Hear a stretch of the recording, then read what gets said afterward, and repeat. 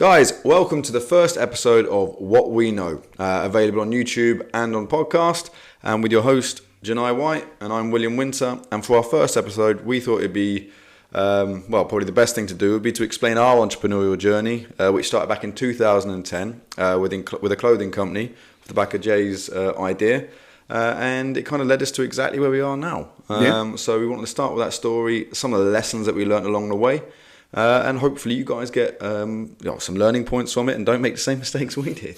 With that, Jay, what you got for us? Well, first of all, I want to start by saying we are committed to this podcast because it is an early morning session. It is an early start. So you might get a bit of rambling. You might get a bit of... coffee breath. Coffee breath. Quick pauses because, we're still trying to process. But, please forgive us. Without further ado, so, like we always say, every hero needs their origin story. Right, yeah. Does that make you the hero of this story then? Because we started with you. You see what he did there? So it was our first business was Jay's idea, so therefore you are the hero of this story, is that what you're saying? Does that make me then? Robin to your Batman, is that it? Were you? Nah. Cheers, mate. We were both Batman. But... Oh, yeah, nice one.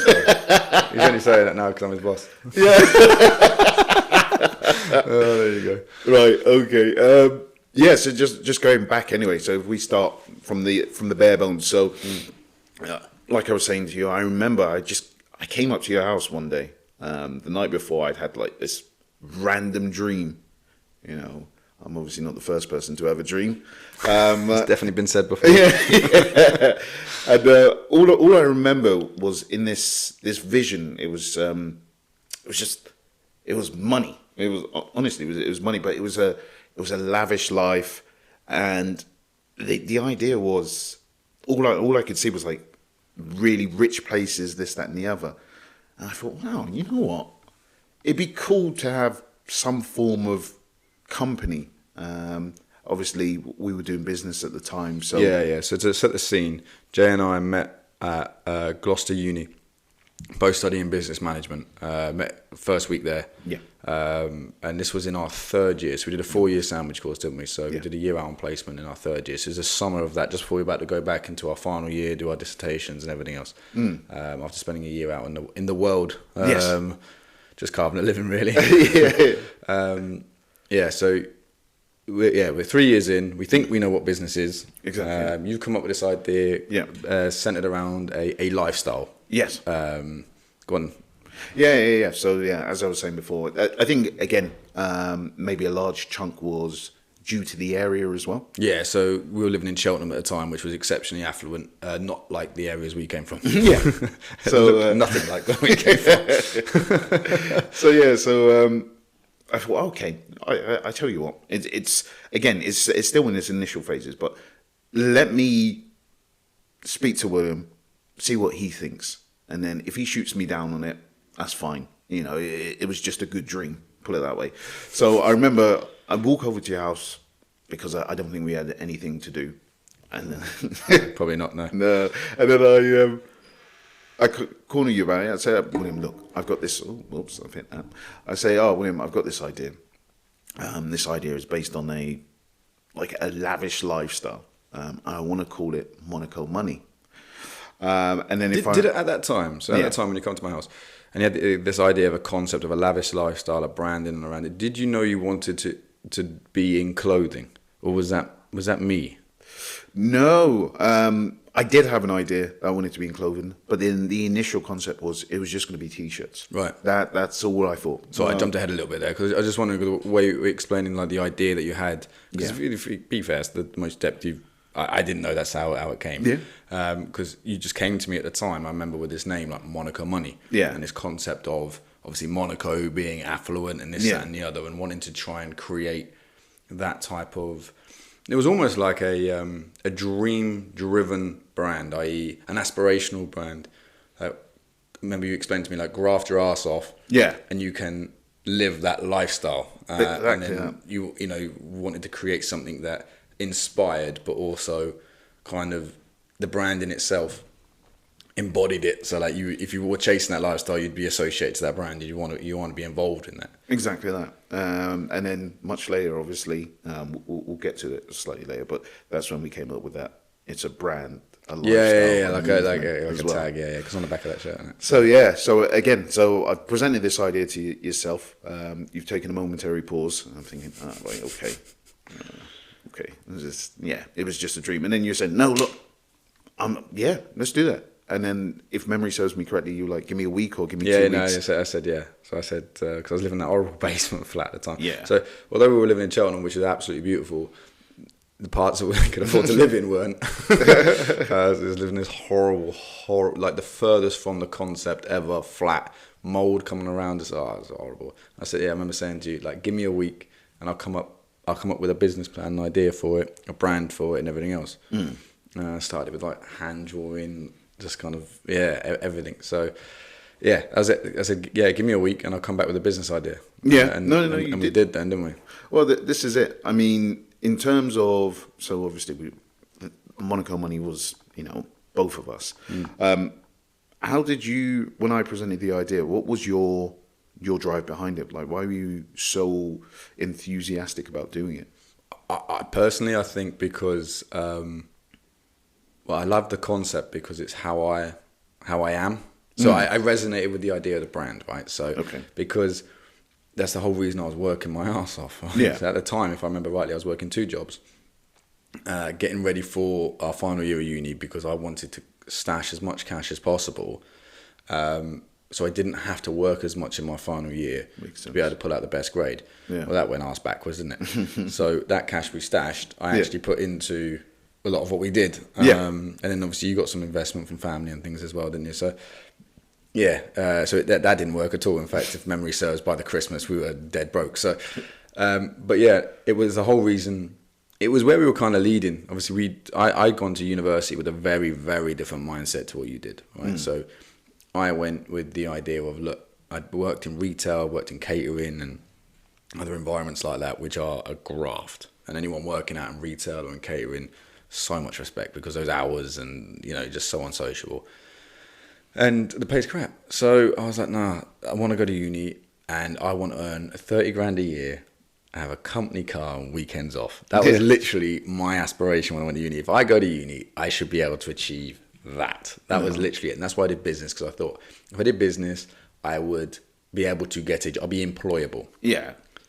Little did I know, because I wasn't good at school. I wasn't good at sixth form. I did what I had to do to get by. And then when I got there, the whole environment of it, the entrepreneurship, the way the uni was structured with that, with their enterprise schemes and everything else, it just unlocked something in me like, wow, I can generate my own wealth. I can generate my own income. Yeah. And I just love the freedom of it all and the concept and the idea. And then it unlocks, well, meeting you actually, early on, you're like, because I remember telling you that, all I want is this. Aha. And you're like, mate, you can do better than that. And I never thought I could even achieve that, let alone do better than that, right? So I automatically resonated with that brand. I thought, not only do I want to be a part of it, I want to just, this is me. This is who, it's exactly who I am. This is what I'm about. So it was easy to kind of invest so much of yourself into something, into a great idea. Yeah. And I was slightly jealous I didn't come up with it. I just loved the name as well, Monaco Money. Yeah. At the time, there was a big wedding in Monaco as well, and there's a big hoo-ha about it because I didn't think she wanted to marry him or some guy. Oh, yes. I remember this. Yes. It was crazy. So Monaco was all up in the news as well. So that's why when I designed it, I looked at it's like Monaco has got like a crest and everything else. So when I took the idea of the logo, I took it from the crest and then I added some, like a banner idea through it, which would hold the brand. And what was really important for me was the crown. Okay. I wanted to keep the crown in the top. Just like a crown for me didn't necessarily symbolize a royal family or a king or a queen or anything. It was more like top. That's the top of the mountaintop. You've been crowned, Right. Someone says like you're a king. Like they call LeBron James the king, right? Yeah. Because he sits on top of that mountain, has on for 20 years. Boom, the lion is the king of the jungle. So like, right. It needs a crown. Yeah. So that's where that came from. And that was it then. And then we talked about it going into, a lot happened after that, right? So I come up with an idea, a sketch on an idea. You liked it, which helped. Yeah. So you're funny because you remember you saying, you've been quite nervous coming up to me with your concept and your idea and everything else. I remember being nervous, going, right, I've taken your idea, and now I've created my your interpretation. That's it, yeah, and what I like. Yeah. So now I've also invested so much of myself into this. If you say you don't like it, I don't know how I'm going to react. I'm going to hit you. Yeah, it's just one of those. Oh, keep your company then. No, so that didn't happen. So presented that to you, and you're like, yeah. Now what do we do? Yeah. Well, this is it. This is it. But yeah, just touching up on that, right? So obviously we've got the design. I think as well as that, we briefly spoke about the branding. And like I said before, we came up with those 3 stages, so like a brand, a lifestyle, and movement. Did that resonate with you in terms of those statements? Or was there any statements specifically in that you were like, yeah, I really agree with this? No, I took them. Where did I get them from? It was quite, I think it was early on when we talked about it was going to be clothing. Yeah. We had different ideas of what that clothing would be. Because if I remember vaguely, you wanted it to be more like yacht club. Yes. Yeah. Yacht club type clothing. Again, to put it into perspective, it's based on the area that we were around. Yeah, 100%. So again, just giving you an idea. So at the time when we were at university, Superdry was big. Massive. Jack Wills was big. Huge. Jack Wills was amazing. I don't know how big they were outside of the captive audience where we lived. Because I mean, is the honest we're going to talk about marketing and brand position in a minute, but like, because the internet wasn't what it is now. No, nowhere near. I mean, Instagram, Facebook was a few years old. Like, do you know what I mean? I don't really know, because we were there, we lived there and everything else. But was that same style and brand and that as popular in Manchester, in Liverpool, in Birmingham, in Glasgow, in Cardiff? Potentially. But you can you can swing a cat in Cheltenham or down the southwest. Yeah. Without someone wanting a Superdry this, a Jack Wills that. Hollister was quite big as well. Yep, Hollister was good. Do you know what I mean? They were the brands that we couldn't afford that we wanted to wear, that everyone else seemed to have, but they're from there, innit? They had a lot more money. So, but yeah, so that was it, wasn't it? And that's where you kind of got that. Well, this is it. Yeah. Well, I think, and again, we'll touch upon it in marketing and sales wise in a bit. But I think one of the main things was, well, with these, say for instance, like the Yacht Club or Hollister, Jack Wills, the price they can charge that premium because of the brand perception. So I thought if we kind of mirrored that, then we can charge, I don't know, 50, 60 pounds for a t-shirt. So it's kind of that naivety. But yeah, that was my kind of perception or my rationale behind it. So you actually based your desire for the design of the clothes based on what you think the ROI would be on that sort of style, because if it's targeted at that sort of audience, then we should be able to return more per garment, basically. Exactly that. Oh, right, exactly I never knew that. Yeah. So I just thought it was a style you wanted, because obviously Monaco Money, affluence, yada yada. Yeah. I went the idea of a far more urban style, to be truthfully honest. Okay. Reason being? Honestly, the complete opposite. Okay. So because the reason I thought was people who already have a lot don't want for much. Right, okay. Right. So where's the drive? Where's the synergy in what we're trying to say? People that don't have much and are working their arse off to change their life, change their family's life, will resonate more with it. And they come from they don't come from a Cheltenham background. Yeah. It's not knocking anyone in Cheltenham. I mean, I'm generalising, but they don't come from a upper middle class background. They don't. Yeah. And that was my thing. I knew more people like me who would wear clothes like me that wanted what I wanted, that would resonate with it. Then I knew people like some of the guys we went uni with who, funnily enough, never bought a t-shirt. Right. Yeah. So, who already rocking Jack Wills and Hollister and could spend 40, 50 quid on a t-shirt and not bat an eyelid because their parents would buy it for them. So, that was, because these guys were at uni with us doing, having the same loans and everything else, but have a very different lifestyle. There's one way that happens, right? That's because they're not working. So I didn't think that would work with them. Right, okay.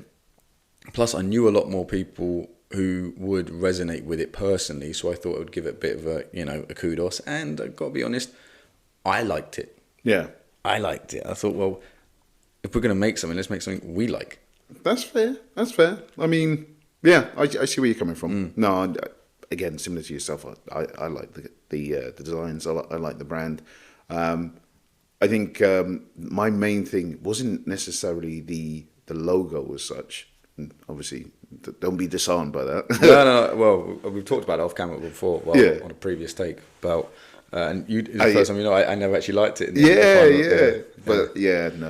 But I think my main thing was the statements again, and I keep reiterating it because I just like the idea of brand lifestyle movement, and especially the movement aspect of it. Because one of the things I was really interested in, especially when we were doing this, was creating like some form of social community. Yeah, where people felt like they could. They felt welcome, they felt warm, they felt like, oh my gosh, we're in the same club. And it was kind of like a unity factor. And that's one of the main things. And so that's why when we came up with those in marketing statements, now, it's interesting, that's how you felt. Because in marketing now, and it has been now for about 4 or 5 years, there's a big drive towards creating a tribe. Yes. So if you are out there at the moment, you think about creating your own brand or your product or things like that, you will see a lot of stuff, both written and online on YouTube and things like that, where people talk about creating a tribe. And that is literally what you're talking about there, which they didn't teach us at uni. Which had we probably centered it around and the messaging around and maybe done more around those 3 statements, it would have probably, or it could have taken a different dimension. Yeah.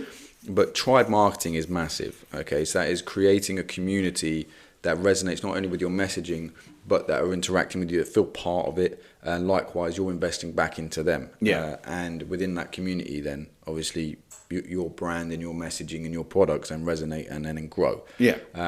So that's when you got to look at your product type, whether it's a niche product, if it's a niche market, okay, then your tribe is very particular. If it's not a niche market, then your tribe is broader, but then it's harder to create it. And there's lots of things like that. But guys, if you are looking at doing a brand and you want to center it around a message, definitely look at tribe marketing. Fair. So yeah, so that was the main thing. Sorry, one second. My thing's just gone. Yeah. Right. Okay. Yeah. So still recording. That's fine. So yeah. So again, like you were saying before, the idea of a tribe, the idea of this social inclusion. I think we captured that quite well because, like Will was saying, he's talking about this marketing aspect. Some of the marketing strategies or some of the marketing that we did was quite evident of that. So say for argument's sake, when we did the marketing through Cheltenham. Yeah. Again, I will let Will tell you about the marketing through Cheltenham because it was your basic idea. Well, it's not basic at all, but it was your idea as to how we did it. Because if memory serves me correctly, it was in some stages it was kind of like a line. Yeah. So it was kind of like an army as well. Yeah. That was cool. So a lot of the clothing design and everything else was urban. But my favourite TV show, and it was a huge hit at the time, was Misfits. Do you remember that? Yeah. And so we did an entire kind of street marketing campaign centered around that Misfits style. Yeah. So Jamie Barty, who is now my brother-in-law, come down and he was doing a lot of the filming and the photography. He did a fantastic job, to be fair, because he was trying to. Everyone was just trying to create portfolio work, wasn't he? Yeah. And get their name out there. And Jamie was one of them. And he come down. He helped us with a few different events and things. And so we did like this guerrilla marketing campaign, like with this Misfit style. We did some stuff in like sort of cemeteries and like all sorts of stuff with like images. Like the beer gardens, and it was awesome. Like you say, and then we did this kind of almost like a catwalk in the middle of the street. Yeah, that was awesome. And then to be fair, again, everyone that helped us with that, you had Faye, Charlotte, everyone. They did that because they just wanted to help. We didn't pay anyone. We bought more pizza. I think that was a big thing, wasn't it? Yeah. I think it was Domino's or something. Yeah, I think it was a Domino's. Yeah. And yeah, I mean, it was awesome. We did some stuff in the barbershop. We did stuff at Polly's barbershop and things like that. So it was we did, and the best part about not only creating a marketing campaign like that. So it was a good marketing campaign. It was everyone was just stopping and watching and what are they doing? This is it. It was so in everyone's face, and it was awesome, to be fair. And looking back at it now, I actually don't think I realised how good that was, and how much more we could have probably done with that, and how many more like that we could have done in different cities, different towns. But we should have taken that concept and made it travel. Yeah. Because again, the internet wasn't there. No, well, it was there, but it wasn't. Not in the same way. You know, the concept of going viral hadn't existed. Do you know what I mean? So, but that sort of thing there would have been awesome, and then getting people talking. But we didn't have the funds really. But that would have been a good idea to kind of travel that per city, per town, or where especially university towns and things like that, where that sort of thing would have resonated with really well. But yeah, so we did all that. But yeah, and then from there, we amplified that into the summer ball. Yeah, so the summer ball was good because as well as that, again, this idea of the movement. So what we tried to do was we tried to broaden our horizons. So instead of just clothing, what we tried to do is we tried to sponsor artists, musicians, because what we felt was that the idea was then. So we moved away from this yacht club, and we basically moved to Will's idea. So it was more of a kind of urban fit. And so we got urban artists to kind of represent the brand, because we felt that would get more traction. Affiliate marketing is what that was, in terms of the existing audience that they had already. And again, because social media influencers weren't a thing. So now if you're going to go create a brand, the easy thing and the most common thing to do is chuck a load of your stuff at some really good Instagram influencers, either pay them or give them free stuff or whatever it might be, work out a reward system for them there. Back then, that didn't exist. There was no such thing as an influencer market like that. Not like that. And if it was, you had to pay super money because it was celebrity really, and then you work your way from Z list to A list, I suppose. But again, that will cost a huge amount of money. So, but what we again tapped into, especially at uni and within our circle, was there were people out there trying to resonate with the brand, trying to do their thing. And what we resonated with, and it all worked really well with, was music. Yeah. And there was a guy called Ben that we worked with on our campus, Charlton, who I grew up with. Yeah. And we worked with a couple of people like that, and then that led us then to being part of the summer ball, and pretty much like sponsoring it, having banners absolutely everywhere, and again, apart from the actual physical raw material, not having to pay for it, which was good. We did so much without having to pay for it. And I think one of the main things that we need to touch upon, which we will do in terms of the finance, is obviously being efficient, and in terms of your finance, managing your cash flow tightly. And if there's any positive, any favors you can get in terms of being able to reduce the amount of outgoings, make sure you take them. Yeah, 100%. I mean, I think that's probably, the story is exciting. Right? Yeah, it was great fun. We had, like I say, the massive summer ball, which we went. It had a load of people kitted out, and Monaco Money stuff was everywhere. Big banners were everywhere. We were giving out Monaco Money business cards. That's what I was going to say. Do you remember make sure you don't forget the pictures as well? Yeah. So Jamie was down from the summer ball, and I had an idea that I wanted to drive traffic to the website to get them to buy stuff. Yeah. Everyone at uni attended the summer ball. Right? Well over 1,000 people there. So what we did is Jamie would go around with a camera, take pictures. It used to be back in a club. There'll be a photographer there taking pictures, and you go to this website and you can download them. Okay, we did the same thing. So Jamie took all the photographs and everything else, and then we gave them a Monaco Money business card, which it didn't look like a business card. It was the same size as a business card. And they basically said, look, go onto the website tomorrow or day after, whatever it was, and your pictures will be there. Yeah. And we uploaded everyone's pictures. I know you're laughing. For everyone's picture, my idea was send everyone there to get their photograph, and while they're there, they're on our website. There's a higher probability of them buying anything. Yeah. What I didn't get right was the software that we were using to build the website at the time. Again, there's far better softwares out there now. In fact, we still actually use that same software, but thankfully they've upgraded it countless times since. Couldn't take an image file above a certain size. So when we uploaded the images, they looked absolutely fine on the screen. When you downloaded them and tried to print them, they were about that big. So people weren't best pleased with that, which then obviously led them to not wanting to buy anything. I gave you a picture. Look at it. You can look at it really well on our website. Just don't try and download it. Whatever you do, it comes about the size of your thumb. So, gosh, yeah, that was a bit of a fail on that part. But again, a nice, good marketing campaign, a good idea, very inexpensive, and for its time, pretty successful, really. I mean, the amount of hits we got on the website was nuts, but it just didn't convert. No.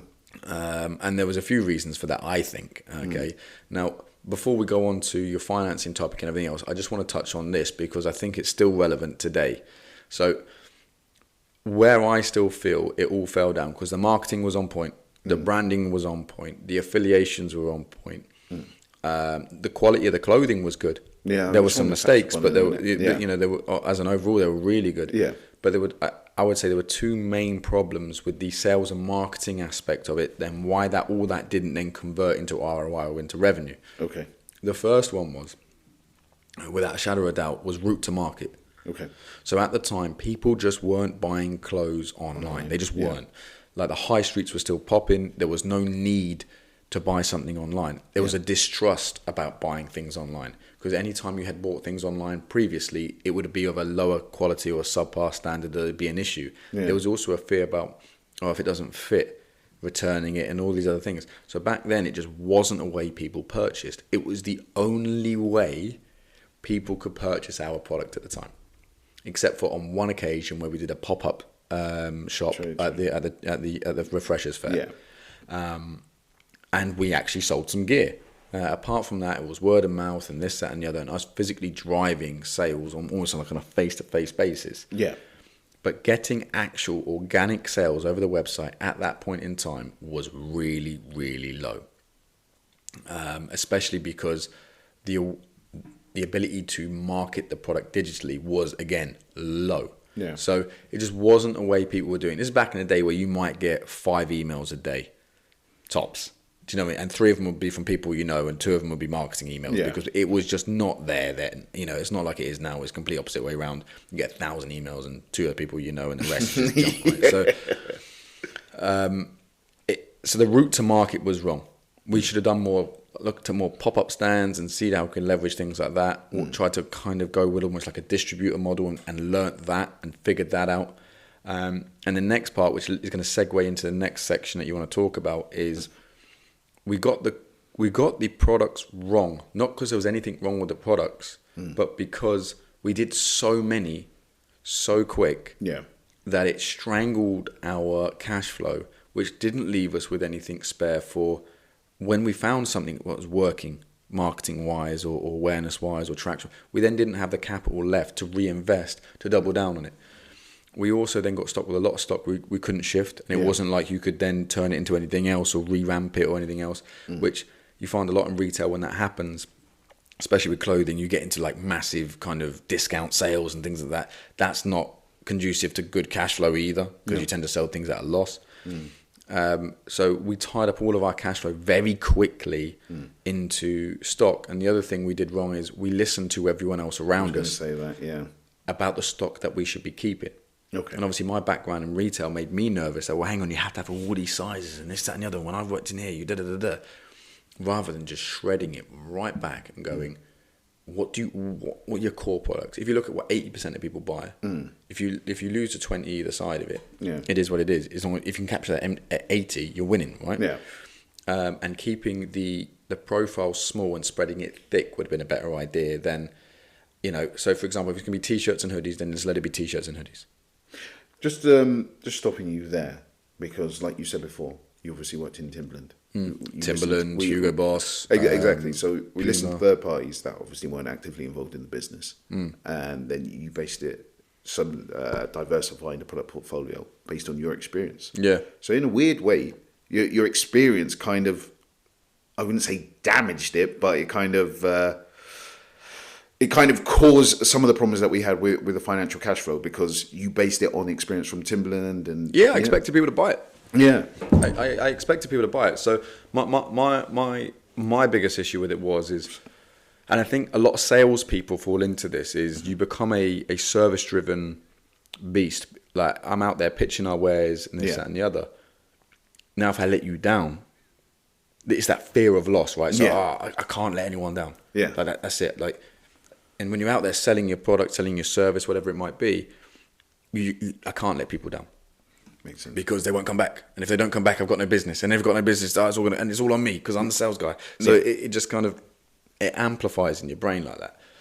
Whereas actually, not all sales are good sales, right? And not all procurement, not all purchases are good purchases. So from a business perspective, you shred it back and go, okay. And this is where we didn't do well. Although we had an award-winning business plan, we actually won the Enterprise Award in Gloucester for Monaco Money. Thank you. It helped pay rent. Right? I think we won £1,000 and literally 750 quid of that went on rent. Yeah, and shopping. That was it, done. Like, felt like we were winners. fed Felt and like housed. Winners. Yeah, felt like winners. But yeah, so you're right. It wasn't experience, though, was it? I was a worker ant who.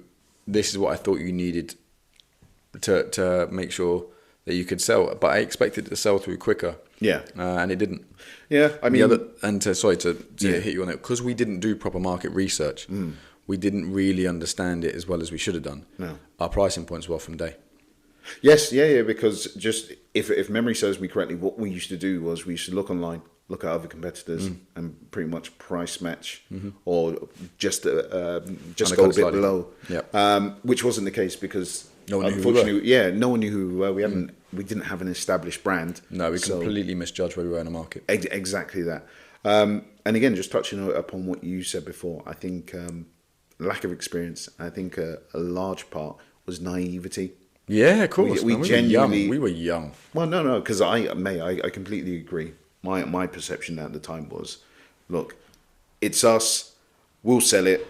This, that, and the other, and we'll be millionaires we'll be in Monaco with the Monaco money in 2 years. I remember you telling me all the time, how cool is it going to be when you see someone walking down the street wearing a Monaco Money t-shirt? Exactly. It took 8 years. We closed the company by then, and I've seen someone walking down Cheltenham High Street with a Monaco Money t-shirt. I was like, who are you? I felt like going up to him and say, your t-shirt is awesome. But, you probably got it given from someone. Mate, well, this is it. But then, again, one of the points I was going to bring up as well, because you touched upon it. So one of the marketing events that we did was the Refreshers Fair, which was a huge success. Yeah, it was. Yeah, it was really good. One of the major issues that we managed to problem solve was obviously, you remember with the polo sizes and stuff like that. So just to give you a brief run through, so we were Pete, if you're watching, this is on you. yeah, it is on you, man. So we were buying clothing. This is the main thing with procurement. So we were purchasing clothing from a company called Images Plus. Mm-hmm.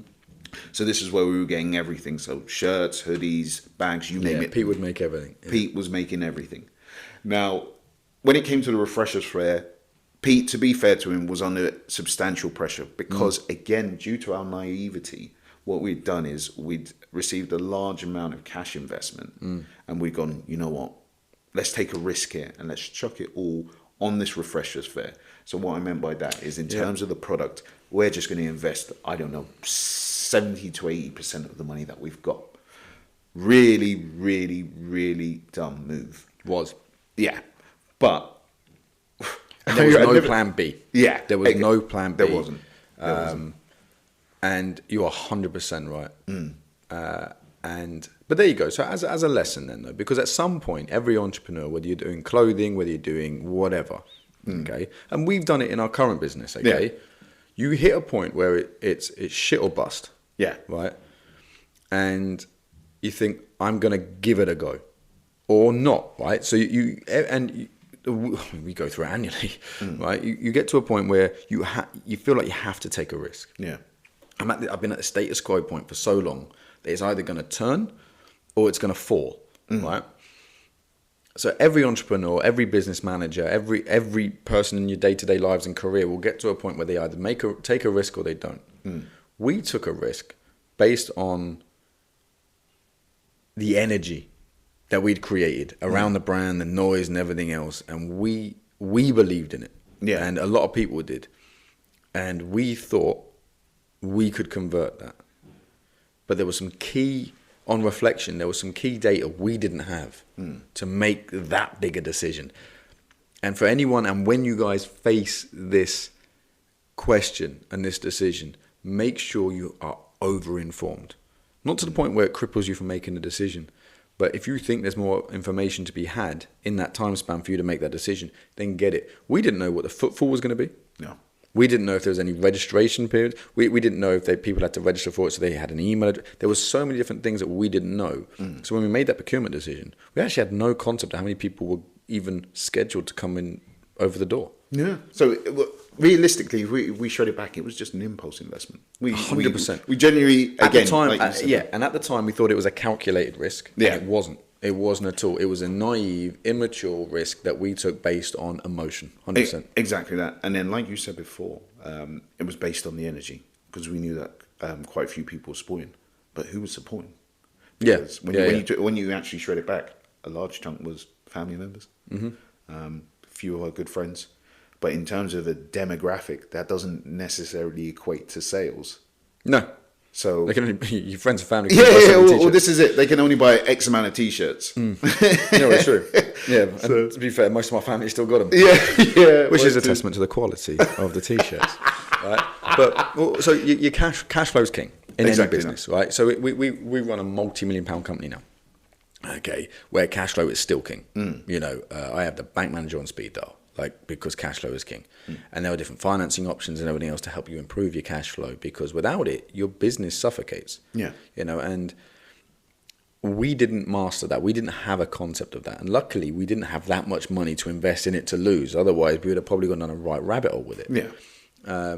You know, to be fair, which I almost did with this place. But I think, again, and this is another lesson I think a lot of entrepreneurs end up experiencing, and sometimes a bit too late, is when it's your business, you're so emotionally invested in it, you can't detach yourself from that business, you know, and you make more emotive decisions than logical ones.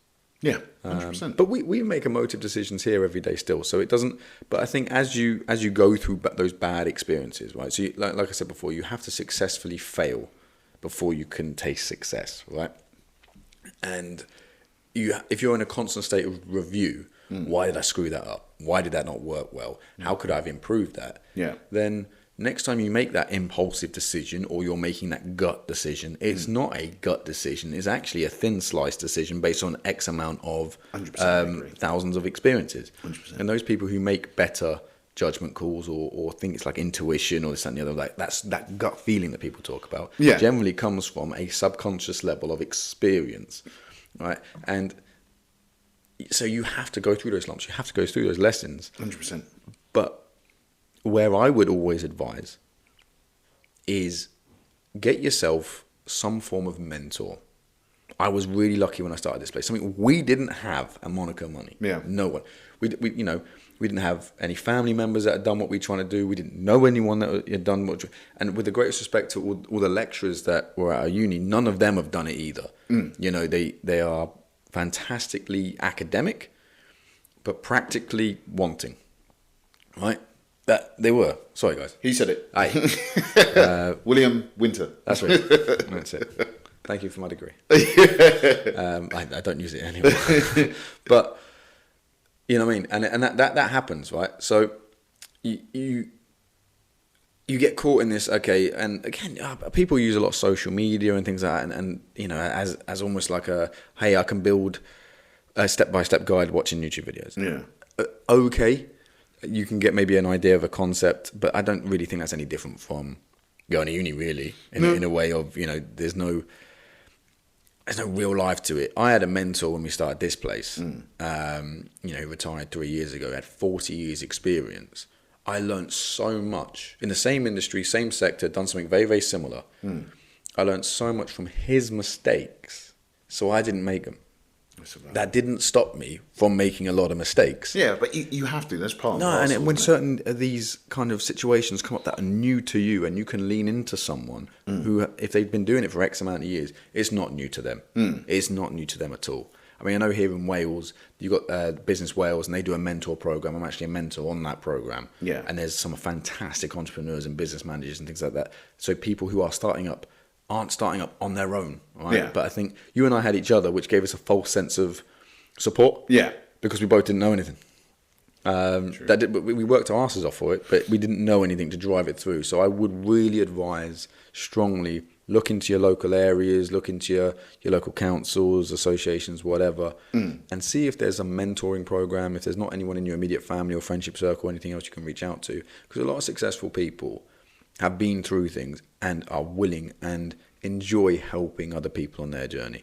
Yeah, I think as well as that, one of the main things that I would strongly advise, and you might disagree, is always make sure though, although you're getting this mentoring, that you keep your identity. 100%. Because what you don't want to do is it's advice at the end of the day. Mirror that person. No. Otherwise, it's not you anymore. No, I agree with that.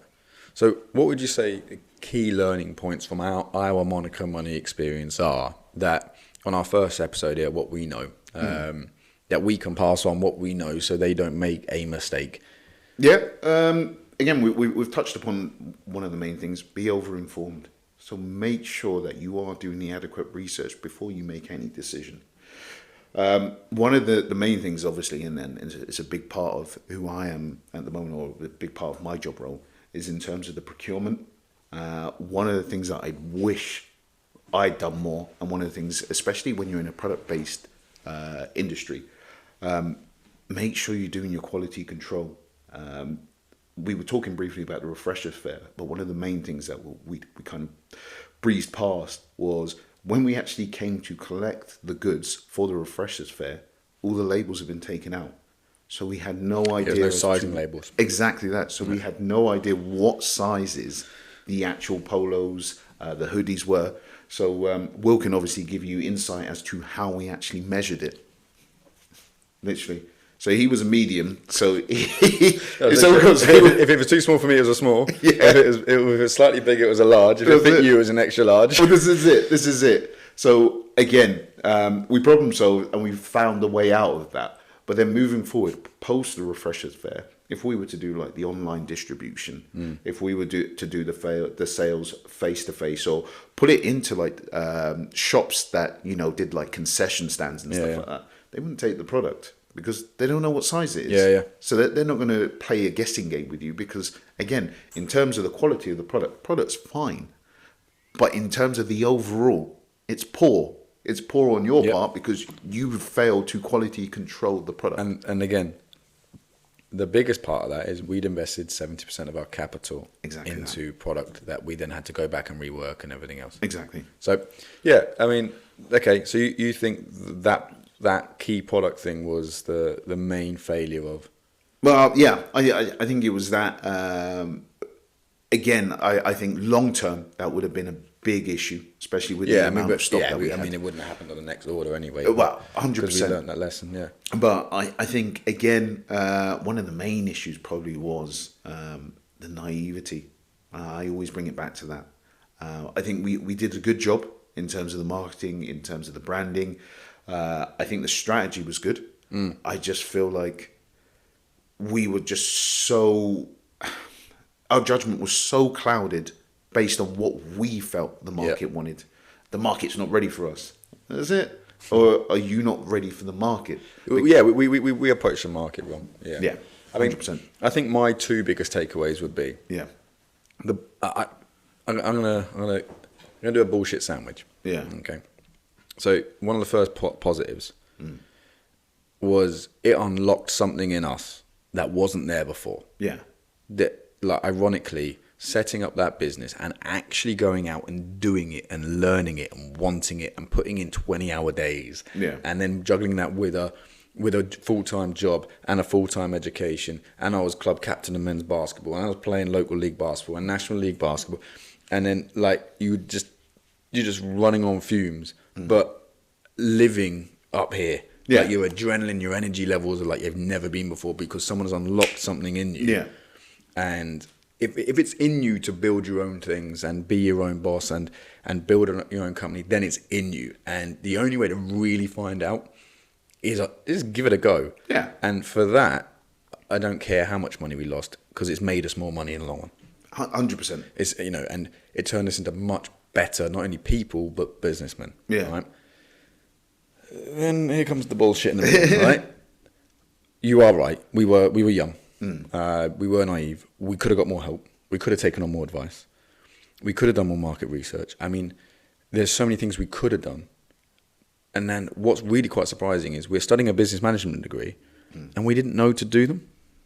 But this is it. There was a huge gap in our knowledge or understanding of what we thought was a level. Because, okay, we did the same level that we would have to do to pass an assessment or something like that. Yeah. Which clearly isn't anywhere near what you need to achieve in the real world. So when you're doing that and you think you know something, that's why I mentioned mentors previously, like, you realize actually, and I don't know, but you don't realize that until you start making those mistakes or feeling that it's not working.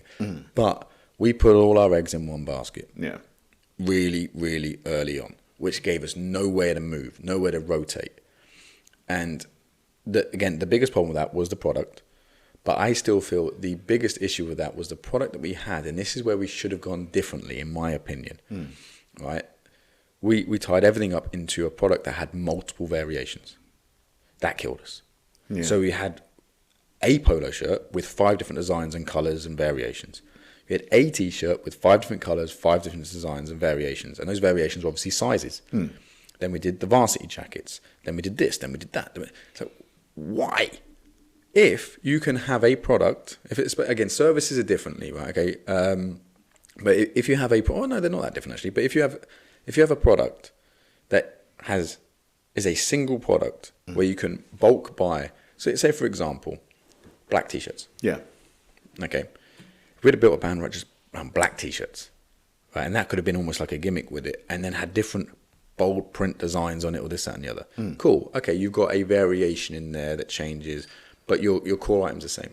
Yeah. What about something like a hat, right? A baseball cap, because one size fits most. Yeah. Like and having a couple of items within there that, okay, you can put certain variations on, but it's the same size. So everyone buying it would have been the same. So if you're going to bulk a product in there, limit the variations, because otherwise those variations kill you as well. Yeah. And we did that when we launched the Verso Consumer Unit. We kept the sizing small because it enabled us to do more with less. Yeah. I think... and we didn't do that. And because we didn't do that, not only did we tie up 70% of our cash flow immediately into stock, the breadth of it would have made it unmanageable. And now back to the final bit of good to complete the sandwich. Yeah. Everything we learned, because we tied that up so quickly, we had to do with no money, which meant, again, working harder, working smarter. And if we hadn't have gone through that, I wouldn't have been able to set up this company 10 years ago. Because I set this company up on an absolute shoestring.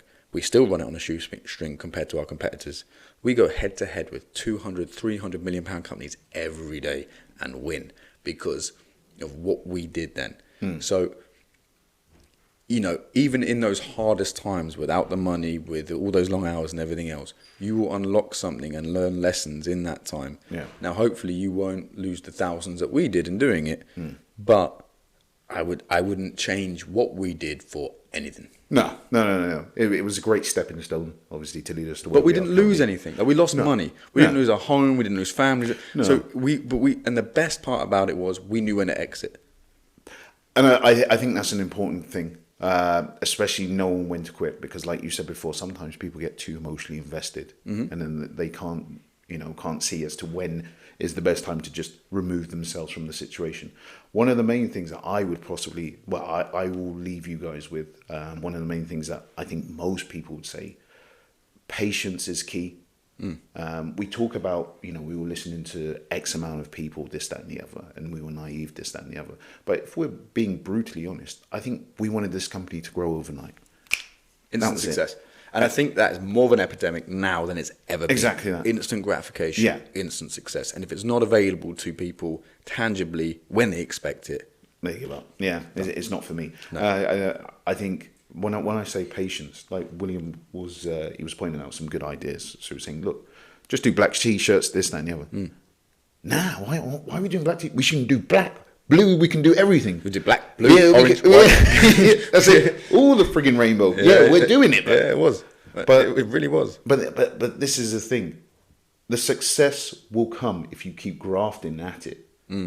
But you've got to take it in steps. You've got to digest it slowly but surely, and you will get there. Otherwise, all you're going to do is you're going to tie up all your cash flow, like we found out. And at the end of it, you've got nothing really to show for it. That's it. And you put yourself in a situation where you can't pivot. Exactly. And at that point, You know, especially if you were in a situation like we were, no assets, nothing to leverage against. Yeah. You know, you didn't have a massive pot of family money to tip into or anything else like that. We were surviving on part-time jobs by the end of it with student loans.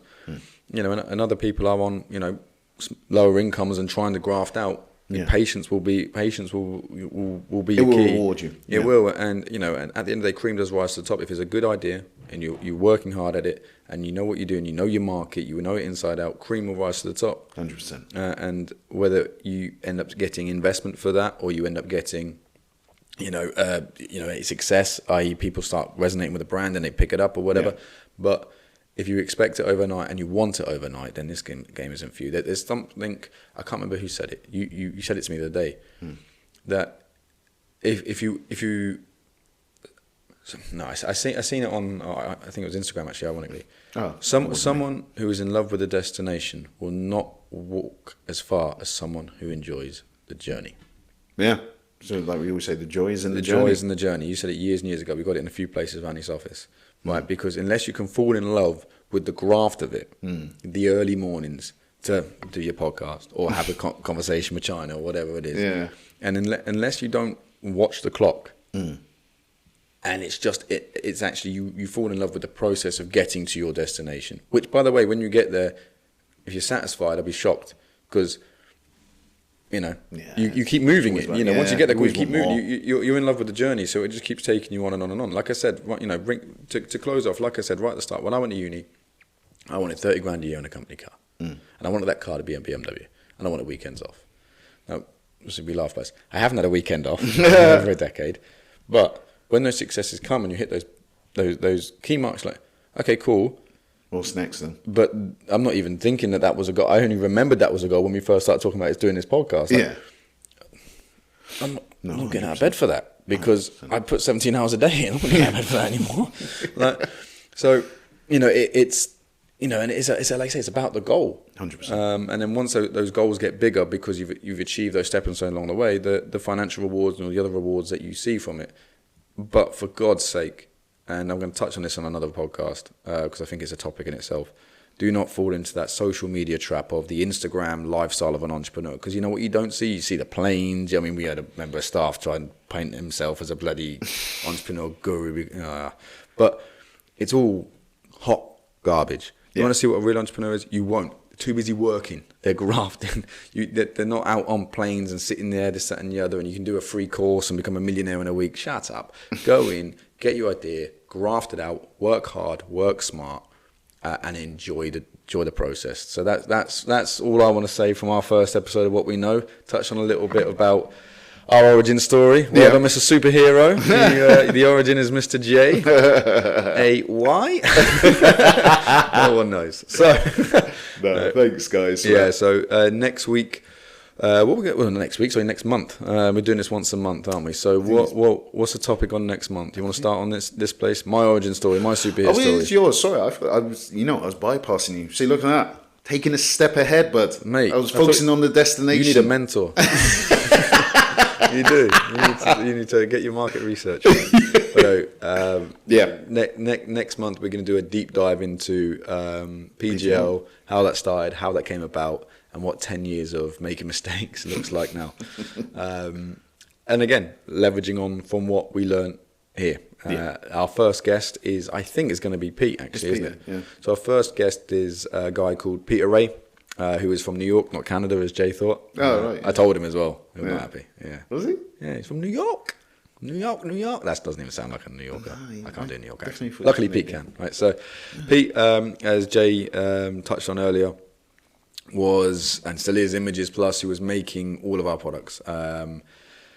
We still do stuff with him now with Verso that makes all of our clothing. Made these hoodies we're wearing now. Really good stuff. This guy's a phenomenal businessman. He knows his market. He's incredible, and he's been doing it. He's taken on his father's business, and he's been doing it now for 20 odd years. Makes clothes for some really high end brands. Makes clothes for sporting companies and everything. He's even trying to launch his own workwear line, Wolf Valley. So, this guy's an interesting take on an entrepreneur. Because you want to talk about someone who never leaves work. This guy lives off of no sleep, which I don't commend. To be fair, I think at some point you will burn out. But Yeah, he is insane. But yeah, the passion that he does what he does with is incredible. So he's going to be our first guest. So there'll be some trips down memory lane there, some probably embarrassing stories, but also some real big takeaways because you think we've made some mistakes. He's made a few. And we've got a few other people, like got Dylan Hassel coming on. Yeah. Who's a customer of ours now from Worsley Electrical. He's got a really interesting story about how he became into his entrepreneurial journey. Again, I think he's only 28. 28. He's quite young. Yeah, 28. He's got over $1 million company. Yeah. Him and his missus. Yeah, so You got Leighton as well soon coming. yeah, Leighton, commercial director of a company called 360. Huge. I mean, they do work for Apple, so they do exhibitions, stands, and all sorts of marketing stuff. Again, they also do stuff for us. Yeah. We're small fries for them. Though. Yeah. Leighton actually made that. Thanks, Leighton.